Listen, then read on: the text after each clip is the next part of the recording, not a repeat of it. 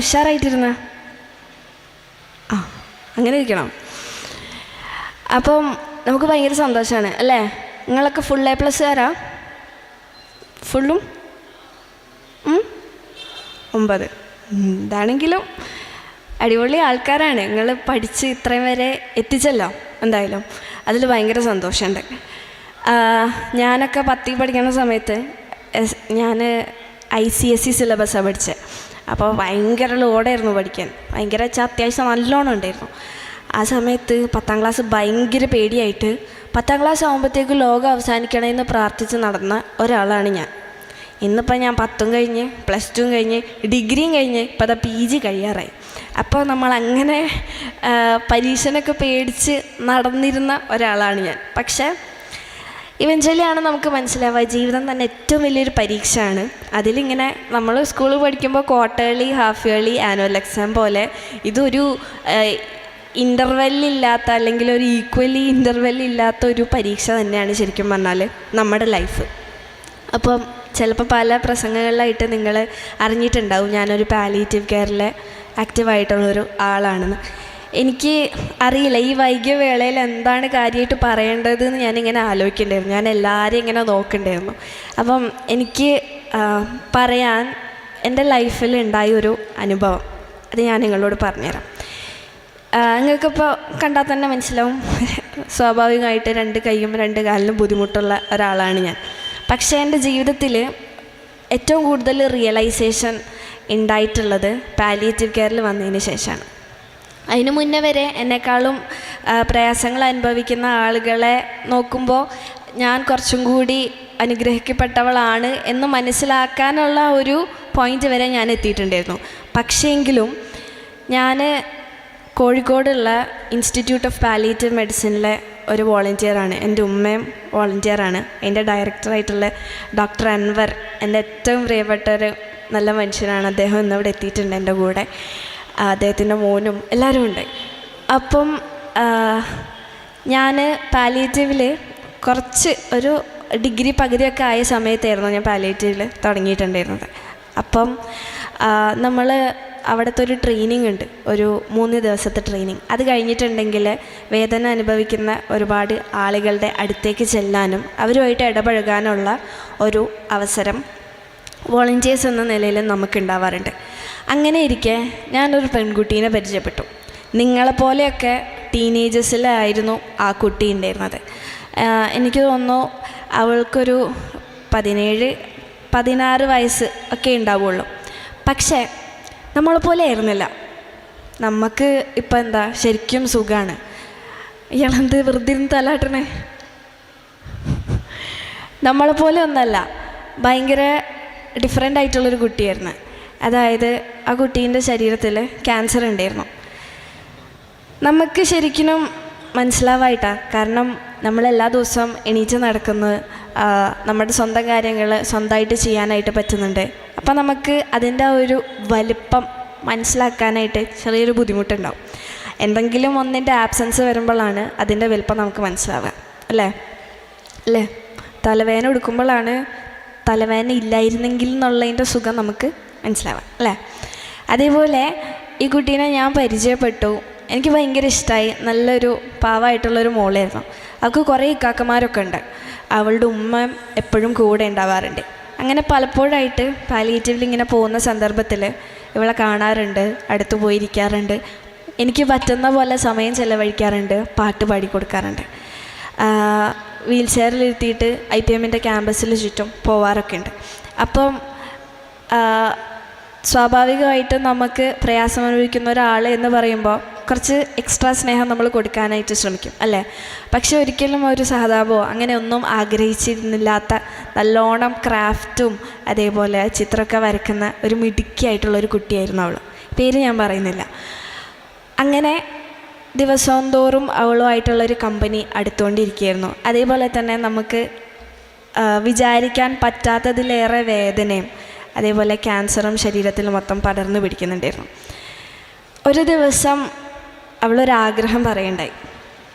അവൾക്ക് ബീച്ച് കാണണമെന്ന്. ഭയങ്കര പ്രയാസത്തിലൂടെയും അതേപോലെ നമ്മൾ മരണം ദിവസങ്ങൾ എണ്ണപ്പെട്ടു എന്ന് പറയൂലേ, അങ്ങനത്തെ ഒരു സാഹചര്യത്തിലായിരുന്നു ആ കുട്ടി ഉണ്ടായിരുന്നത്. അപ്പോൾ ഇവളൊരാഗ്രഹം പറഞ്ഞു, അവൾക്ക് കോഴിക്കോട് ബീച്ച് കാണണമെന്ന്. അങ്ങനെ പെട്ടെന്ന് തന്നെ നമ്മൾ കുറച്ച് വോളണ്ടിയേഴ്സും അൻവർജിയും നമ്മളെല്ലാവരും കൂടി അവളെ ബീച്ചിൽ കൊണ്ടുപോകാനായിട്ട് പ്ലാൻ ഇട്ടു. ആദ്യം ഇങ്ങനെ ഡൗട്ട് അടിച്ചു, നാളെ പോയാലോ എന്നുള്ളൊരു രീതിയിൽ ഇങ്ങനെ വിചാരിച്ചിരുന്നു. പക്ഷെ പെട്ടെന്ന് നമ്മളെല്ലാവരും ഇന്ന് തന്നെ പോയേക്കാം എന്നുള്ള രീതിയിൽ തീരുമാനിച്ചു. അങ്ങനെ നമ്മൾ ഇവളെ കൂട്ടിയിട്ട് ബീച്ചിൽ പോയി. ഇങ്ങനെ ബീച്ചിലെത്തിയപ്പോൾ ആൾ വീൽ ചെയറിലാണ്, നടക്കാൻ ബുദ്ധിമുട്ടുണ്ട്. അപ്പോൾ ബീച്ചിൻ്റെ എന്താ പറയുക, ഇൻ്റർലോക്കൊക്കെ ചെയ്ത സ്ഥലത്ത് അവളെ ഇറക്കിയപ്പം അവൾ പറഞ്ഞു, പൂഴിയിലേക്ക് ഇറക്കാൻ പറ്റുമോ ചോദിച്ചു. കുറച്ച് നേരം അവിടെ ഇരുന്ന് സൺസെറ്റൊക്കെ ഒന്ന് ആസ്വദിച്ച് കഴിഞ്ഞപ്പോൾ. അപ്പം വീൽ ചെയറിൽ പൂഴിയിലേക്ക് ഇറക്കാൻ അത്യാവശ്യം ബുദ്ധിമുട്ടാണ്, കുറച്ച് ആളുകളുടെ സഹായം വേണം. അങ്ങനെ ഇരിക്കുന്ന ഒരു സിറ്റുവേഷനായിരുന്നു. പക്ഷേങ്കിലും അവൾ പറഞ്ഞൊരാഗ്രഹമായതുകൊണ്ട് നമ്മൾ വീൽ ചെയർ പൂഴിയിലേക്ക് ഇറക്കി. കുറച്ചുകൂടെ നേരം അവിടെ ഇരുന്ന് കഴിഞ്ഞപ്പം അവൾ പറഞ്ഞു, ഇത്തിരി കൂടെ മുന്നോട്ട് പോയാൽ വെള്ളം തട്ടും, വെള്ളത്തിലേക്കൊന്ന് ഇറക്കാൻ പറ്റുമെന്ന് വെച്ചു. ഇത് കേൾക്കുമ്പോൾ നമുക്കുള്ളിൽ ഇങ്ങനെ തട്ടുന്നുണ്ട്. പക്ഷേ അവളുടെ ഒരു ആഗ്രഹമായതുകൊണ്ടും അവൾ സന്തോഷിക്കട്ടെ എന്നുള്ളൊരു നെയ്യത്തുള്ളതുകൊണ്ടും നമ്മൾ വീൽ ചെയർ കുറച്ചും കൂടെ മുമ്പോട്ടാക്കി വെള്ളത്തിലേക്ക് തട്ടിക്കൊടുത്തു. നമുക്ക് ബീച്ചിലിറങ്ങുമ്പോൾ അല്ലെങ്കിൽ ബീച്ചിലെ വെള്ളത്തിലിറങ്ങുമ്പോൾ ഈ വെള്ളം നമ്മുടെ കാലിൽ തട്ടുമ്പോൾ ഒരു ഫീൽ ഉണ്ടാവും. അതെനിക്ക് അറിഞ്ഞൂടാ, എനിക്ക് കാലില്ലാത്തതുകൊണ്ട് കടപ്പുറത്തുനിന്ന് വെള്ളം വരുമ്പോൾ എങ്ങനെയാണ് ഫീൽ എന്നുള്ളതാണ് എനിക്കറിയില്ല. പക്ഷേ അത് ഭയങ്കര സന്തോഷമുള്ളൊരു വികാരം അല്ലെങ്കിൽ ഒരു ഫീലാണ് എന്ന് പലപ്പോഴും പല ആളുകളും ആസ്വദിക്കുന്നത് കാണുമ്പോൾ എനിക്ക് മനസ്സിലാക്കാൻ പറ്റാറുണ്ട്. അങ്ങനെ വീൽ ചെയർ മുമ്പോട്ട് നീക്കി തിരമാലകൾ വന്ന് ഇവളുടെ കാലിലിങ്ങനെ തട്ടുന്നുണ്ടായിരുന്നു. പക്ഷേ അത് സെൻസ് ചെയ്യാനായിട്ട് അവളുടെ കാലുകൾക്ക് സാധിക്കുന്നുണ്ടായിരുന്നില്ല. കാലുകൾ എന്താ പറയുക, സെൻസേഷൻ പോയിട്ടുണ്ടായിരുന്നു. അപ്പോഴത്തേക്കും കുറച്ചും കൂടെ നേരം അവിടെ ഇരുന്ന് സൂര്യൻ അസ്തമിച്ച് കുറച്ച് ഇരുട്ടായി തുടങ്ങി. അങ്ങനെ നമ്മളവിടെ കുറച്ച് നേരം കൂടി ഇരുന്ന് അങ്ങനെ തിരിച്ചു പോകാമെന്ന് ചോദിച്ചപ്പോൾ അവൾ പോവാമെന്ന് പറഞ്ഞു. ഒരു സന്തോഷം അവളുടെ ചിരിയിലുണ്ടായിരുന്നു. നമ്മളൊന്ന് ആലോചിക്കുക, വെറും ദിവസങ്ങൾ എണ്ണപ്പെട്ട ഒരു നിങ്ങളെപ്പോലെ പ്രായമുള്ളൊരു കുട്ടിയായിരുന്നു അത്. അങ്ങനെ പോരാൻ നേരത്ത് അവൾക്ക് ഐശ്വര്യതി വേണമെന്ന് പറഞ്ഞു. അങ്ങനെ നമ്മൾ ഐശ്വര്യതിയൊക്കെ വാങ്ങിക്കൊടുത്ത് അതൊക്കെ കഴിച്ചു. തിരിച്ചു പോവാൻ എന്നുള്ള രീതിയിൽ അവൾ തിരിച്ച് കാറിലേക്ക് കയറ്റി തിരിച്ച് യാത്ര തുടങ്ങി. നമ്മൾ തിരിച്ച് ഹോസ്പിറ്റലിലേക്ക് എത്തിയതിന് ശേഷം അവൾക്ക് പെട്ടെന്ന് എന്തോ വയ്യായിക പോലെ തോന്നി. അങ്ങനെ ഡോക്ടറൊക്കെ വന്ന് നോക്കി, കുഴപ്പമില്ല എന്നൊക്കെ പറഞ്ഞു. അങ്ങനെ അവൾ ഏറ്റവും കൂടുതൽ ആഗ്രഹിച്ചിരുന്ന അല്ലെങ്കിൽ ഏറ്റവും സ്നേഹത്തോടെ അല്ലെങ്കിൽ ആദ്യമായിട്ടും ആവശ്യപ്പെട്ടിട്ടുള്ള ഒരു കാര്യമായിരുന്നു അവൾക്ക് കടപ്പുറത്ത് പോകണമെന്ന്. അത് സാധിച്ചു കൊടുക്കാൻ പറ്റിയതിലുള്ള സന്തോഷം, അവളുടെ ആ സന്തോഷത്തിൽ പങ്കുചേരാനായിട്ട് നമ്മളെല്ലാവരും കൂടെ ഉണ്ടായിരുന്നല്ലോ എന്നൊരു മനസ്സമാധാനം എനിക്കുണ്ടായിരുന്നു. അങ്ങനെ ഇവളെ ഹോസ്പിറ്റലിൽ കൊണ്ടാക്കി തിരിച്ച് ഞാൻ വീട്ടിൽ പോയി. കുറച്ച് കഴിഞ്ഞപ്പോഴത്തേക്കും IPMന്ന് ഹോസ്പിറ്റലിൽ നിന്ന് കോൾ വന്നു, അവൾ മരണപ്പെട്ടു. നമ്മൾ വിചാരിക്കും പലപ്പോഴും എല്ലാ കാര്യങ്ങളും നമുക്ക് അതിൻ്റെ വില നമ്മൾ മനസ്സിലാക്കില്ല. ഒരു സിറ്റുവേഷൻ വരുമ്പോഴാണ് പലപ്പോഴും എന്തൊക്കെയായിരുന്നോ നമുക്ക് കിട്ടിയിരുന്ന കാര്യങ്ങൾ അതൊക്കെ നമുക്ക് അനുഗ്രഹങ്ങളായിരുന്നോ എന്ന് നമുക്ക് മനസ്സിലാക്കാൻ പറ്റും. ഇന്നിപ്പോൾ ഞാൻ എറണാകുളത്ത് നിന്ന് വരികയാണ്. ഇന്നെൻ്റെ ജീവിതത്തിൽ വളരെ വേണ്ടപ്പെട്ടിട്ടുള്ളൊരു ദിവസമാണ്. ഭയങ്കര ഒരുപാട് വികാരങ്ങൾ നിറഞ്ഞൊരു ദിവസമാണ്. 4 കൊല്ലമായിട്ട് ഞാൻ ജനിച്ചപ്പോൾ മുതലേ ഒരു 9 മാസമായപ്പോൾ മുതലേ വെപ്പുകാല് വെച്ചിട്ടാണ് നടക്കുന്നത്. എനിക്ക് സ്പീഡിൽ നടക്കാൻ അല്ലെങ്കിൽ ഓടാനോ ഒന്നും പറ്റില്ല. ഞാൻ എങ്ങനെയാണോ എന്നുള്ളത് ഞാൻ അംഗീകരിക്കുന്നുമുണ്ട്. ഒരിക്കലും അതിൻ്റെ പേരിൽ ഞാൻ വിഷമിക്കുകയോ കരയോ പിടിക്കുകയോ ഒന്നും ചെയ്തിട്ടില്ല. അതാണ് ആ ഒരു ധൈര്യമാണ് എന്നെ ഞാനാക്കിയിട്ടുള്ളത്. അതേപോലെ തന്നെ എന്നെ ചേർത്ത് പിടിക്കുന്ന എൻ്റെ മാതാപിതാക്കളും എൻ്റെ കൂടപ്പിറപ്പും എനിക്ക് നല്ലത് വരാൻ ആഗ്രഹിക്കുന്ന കുറച്ച് നല്ല മനുഷ്യന്മാരും. അപ്പോൾ ഇന്ന് ഞാൻ എറണാകുളത്ത് നിന്ന് വന്നിട്ടുള്ളത് ഞാൻ പുതിയ കാല് വെച്ചിട്ടാണ്. സാധാരണ നമ്മളൊക്കെ പെരുന്നാളിന് പുതിയ ഡ്രസ്സാണ് എടുക്കുക. ഇക്കൊല്ലത്തെ പെരുന്നാളിന് പുതിയ ഡ്രസ്സും പുതിയ കാലും വെച്ചിട്ടാണ് എനിക്ക് നടക്കാൻ പറ്റുക. ഇത് പറയുമ്പോൾ നിങ്ങൾക്ക് എത്രത്തോളം അത് മനസ്സിലാക്കാൻ കഴിയും എന്നെനിക്കറിയില്ല. പക്ഷേ കുറച്ച് നടക്കുമ്പോഴത്തേക്കിനും നടുവേദന അല്ലെങ്കിൽ കാലിൽ വെറുതെ മുറിവുണ്ടാവുക, എന്നുള്ളതൊക്കെ കേൾക്കുമ്പോൾ മുറിവല്ലേ എന്ന് വിചാരിക്കാം. പക്ഷേ മുറിവിൻ്റെ മേൽ മുറിവ് വന്നിട്ട് അത് ഉണങ്ങാതെ നിൽക്കുന്ന സാഹചര്യം നമുക്കുണ്ടാകുമ്പോഴാണ് അതിൻ്റെ ആഴം മനസ്സിലാവുക, അല്ലേ? ഇന്നിപ്പോൾ എൻ്റെ ഏറ്റവും വലിയൊരു സന്തോഷം, ഞാൻ മുന്നേ MSFൻ്റെ തന്നെ തെന്നല പഞ്ചായത്തിലൊരു പ്രോഗ്രാം ഉണ്ടായിരുന്നപ്പോൾ അവിടെ വെച്ച് ഞാനൊരു ചോദ്യം പോലെ ചോദിച്ചിട്ടുണ്ടായിരുന്നു ഓഡിയൻസിനോട്. നിങ്ങളുടെ ലൈഫിൽ ഒരു 10-12 ലക്ഷം രൂപ മുമ്പിൽ കൊണ്ടുവന്ന് വെച്ചിട്ട് നിങ്ങൾക്ക് കാറ് വേണോ അതോ കാല് വേണോ എന്ന് എന്നോട് ചോദിച്ചിട്ടുണ്ടെങ്കിൽ ഞാൻ പറയാം എനിക്ക് കാല് വേണമെന്നാണ്.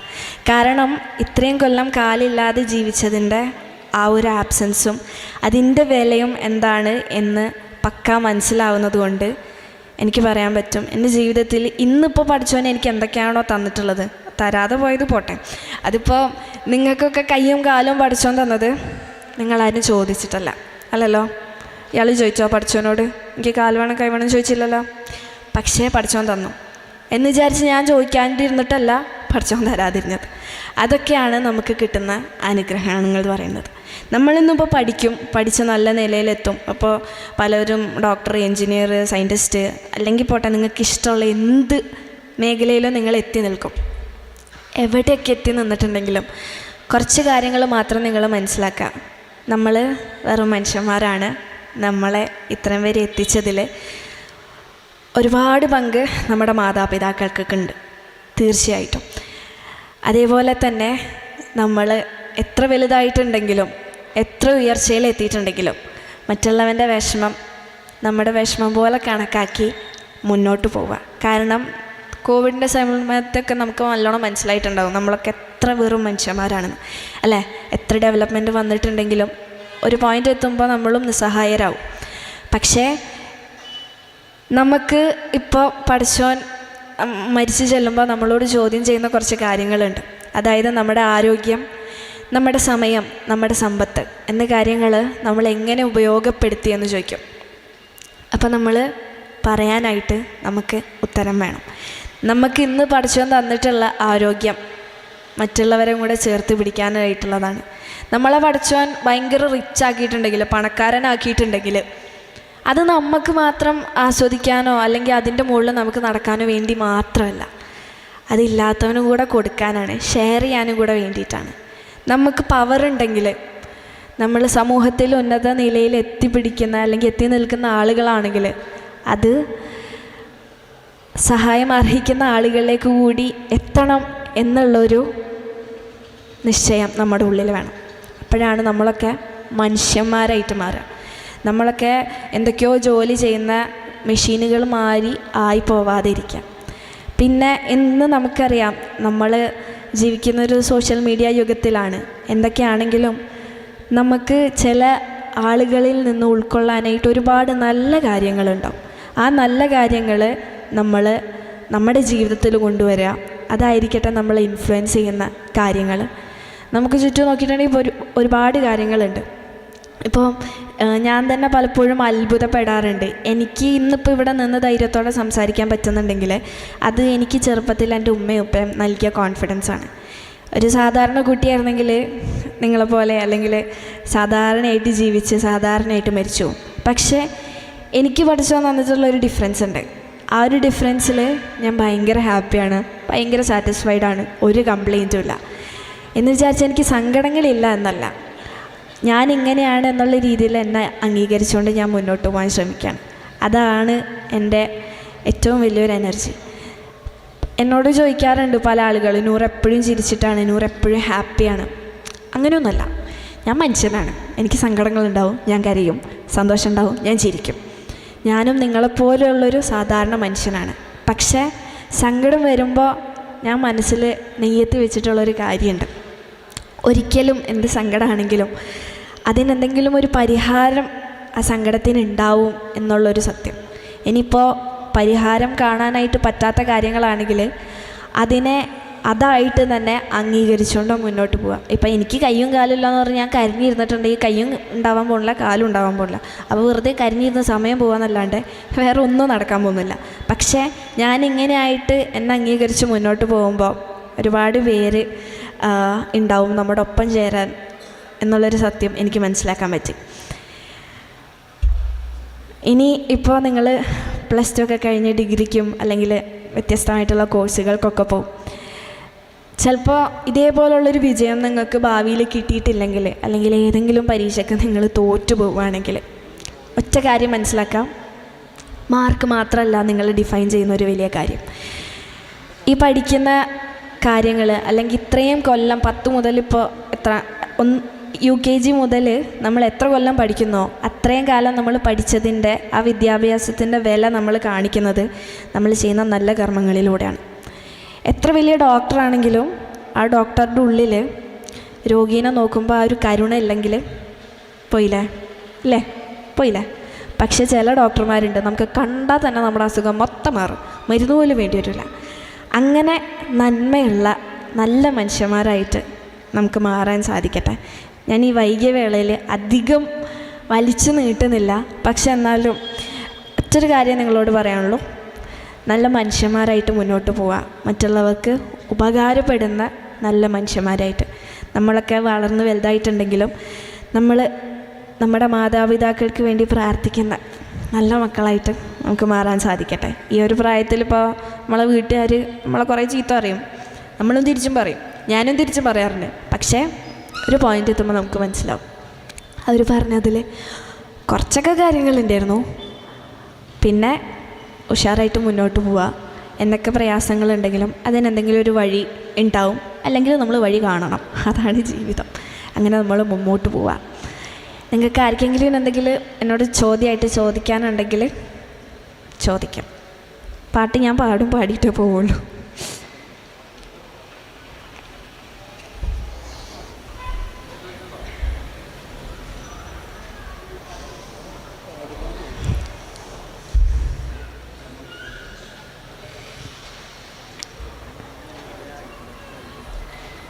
ആർക്കെങ്കിലും എന്തെങ്കിലും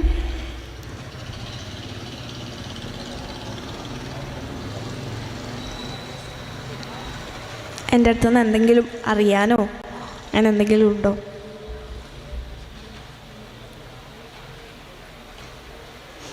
എല്ലാവരും അങ്ങോട്ടും ഇങ്ങോട്ടും നോക്കിയിരിക്കുക.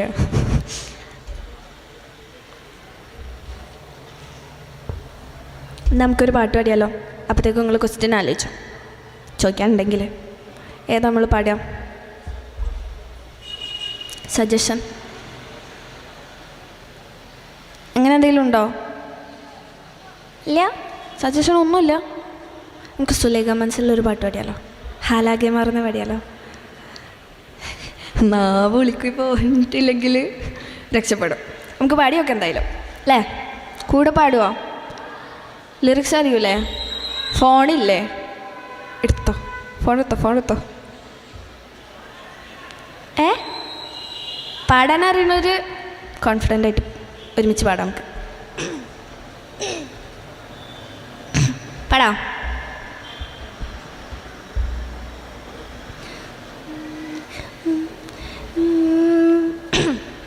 പടയാളികളായിരമായിരമായി സമരോത്സുകരായി പടയോടിയ പാവന ഭൂമിക താണ്ടിയ സംഹിതയായി പല കൽപ്പനകൾ കവികൾ പണിതിട്ടൊരു സംഭവമായി പല പാമര മാനവ മാനസ സങ്കട സംഗതിയായി ചിന്തപ്പൂന്തോട്ടത്തെ ചന്തത്തിന്നാള് ശങ്കപ്പൂമ്പാർത്തി തിന്നിപ്പാറല്ലി നെഞ്ചിറകടി സിൽസിലയാലെ മധുപൊടിയണ പനി വളരാകെ പൂമ്പൊടി തടി ചിന്തണ് പൂങ്കവിൾ ചോക്കണ് പൂതികളായിരം പൂവിതളാകണ് പൂത്തു നിൽക്കണ് പാട്ട് പാടണ് മോഹത്തോടെ തൻ മനതിലെ മണിയറിയാലെ നിറമലരണി വർണ്ണനയാലെ സുപ്രിയ രസപദന സരിഗമ പദന സരസമതിൽ ഉലകമേ അതിർതമോടി സുവർഗത്തിങ്കൾ എത്തിയെന്നാളെ ഹാലേതാ ഹാലി നിന്നെ കണ്ടാലാകെ ഹാലാകെ മാറുന്നേ ഹാലേ ഹാലി നിന്നെ കണ്ടാലാകെ ഹാലാകെ മാറുന്നേ കലബലതറിയാം പെണ്ണെ ദഫിൽ മുട്ടുന്നോൻ പിന്നെ കോലിൽ തട്ടുന്നോ നിന്റെ നെഞ്ചിൽ തട്ടുന്നോ ഇരുമേതകതേ താളം തമ്മിൽ കൊള്ളാനായി പെണ്ണെ ആൺമൈ കൊണ്ടോനാ വിണ്ണും മണ്ണും ഒന്നോന സ്വർഗത്തിങ്കളെത്തിപ്പെട്ട എത്തിമെന്നാളെ ഹാലേ ഹാലി നിന്നെ കണ്ടാലാകെ ഹാലാകെ മാറുന്നേ ഹാലേ ഹാലി നിന്നെ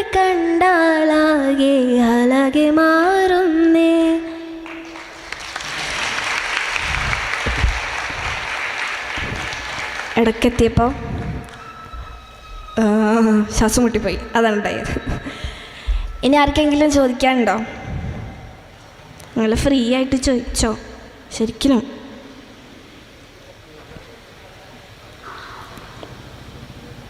നിങ്ങൾക്കൊക്കെ യാത്ര ചെയ്യാൻ ഇഷ്ടമാണോ? എവിടെയൊക്കെ പോയിട്ടുണ്ട്? ആരൊക്കെയാന്ന് പറഞ്ഞത് നോക്കട്ടെ. ഇപ്പം ആരുടെ കേൾക്കില്ല. യാത്ര ചെയ്യാറുണ്ടോ?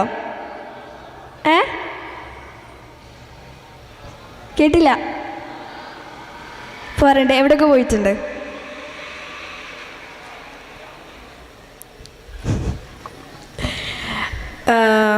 എവിടെയൊക്കെ പോയിട്ടുണ്ടെങ്കിലും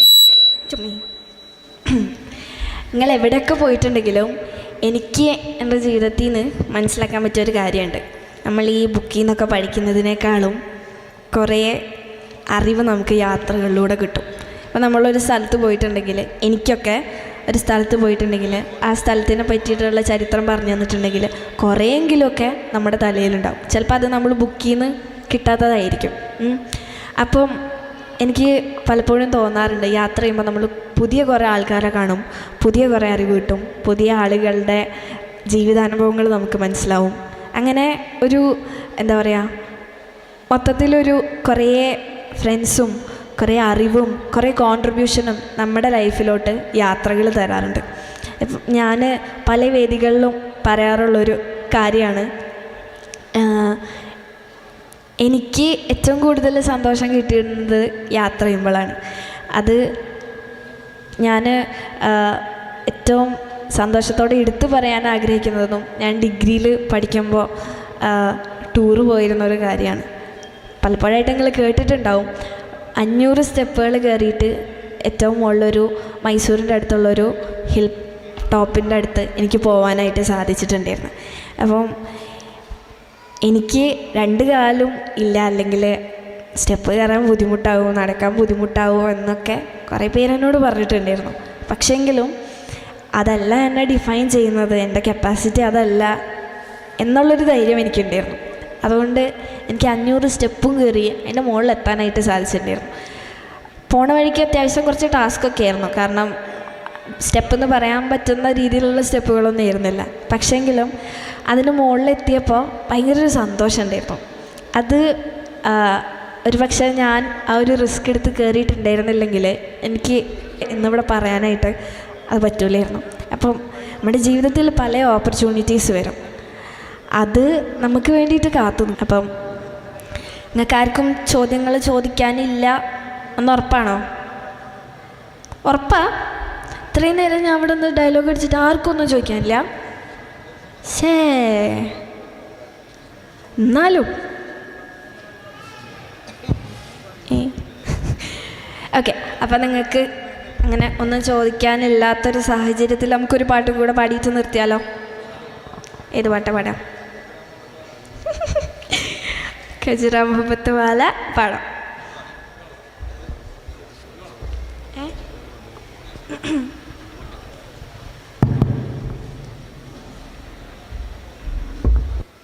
ഹലോ ഹലോ,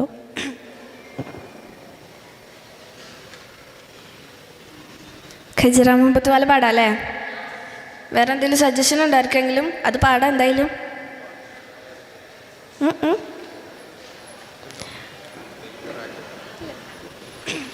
നിങ്ങളൊരു ഉഷാറ് പോരട്ടോ, ഇങ്ങനെ ആവാൻ പാടില്ല. എല്ലാവരും ഒന്ന് എണീറ്റുന്ന് നോക്കട്ടെ. ഉറക്കപ്പിച്ചില്ലാന്ന് തോന്നണം എല്ലാവരും.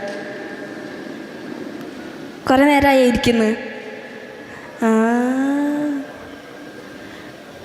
ഉഷാറായോ? ഇനി എണീപ്പിച്ചതിന് എന്നെ പ്രാകരുത്. ഇനി ഇരുന്നോ.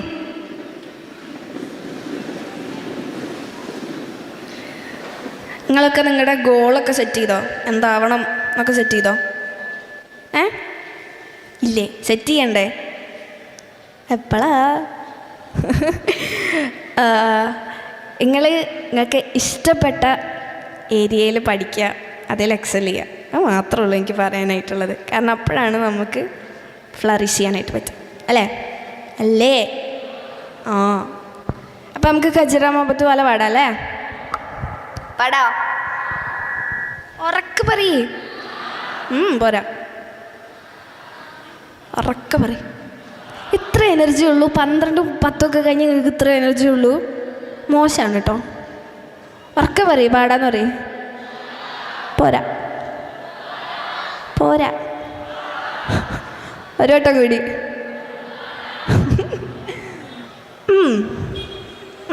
ഓക്കെ.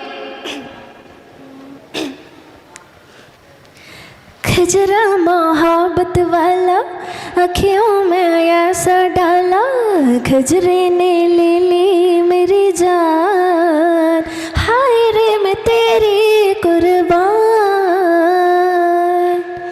दुनिया है मेरे पीछे लेकिन मैं तेरे पीछे, अपना बना दे मेरी जान, हाय रे मैं तेरी कुर्बान। खजरा मोहब्बत वाला अखियों में ऐसा डाला, खजरे ने ले ली मेरी जान, हाय रे मैं तेरी कुर्बान। आई हो कहाँ से गोरे आँखों में प्यार लेके, आई हो कहाँ से गोरे आँखों में प्यार लेके, चढ़ती जवानी की पहले बाहर लेके, दिल्ली शहर का सारा मीना बाजार लेके, दिल्ली शहर का सारा मीना बाजार लेके, झुमका बरेली वाला कानों में ऐसा डाला, झुमके ने ले ली मेरी जान, हाय रे मैं तेरी कुर्बान। खजरा मोहब्बत वाला अखियों में ऐसा डाला, खजरे ने ले ली मेरी जान, हाय रे मैं तेरी कुर्बान, हाय रे मैं तेरी कुर्बान। Thank you.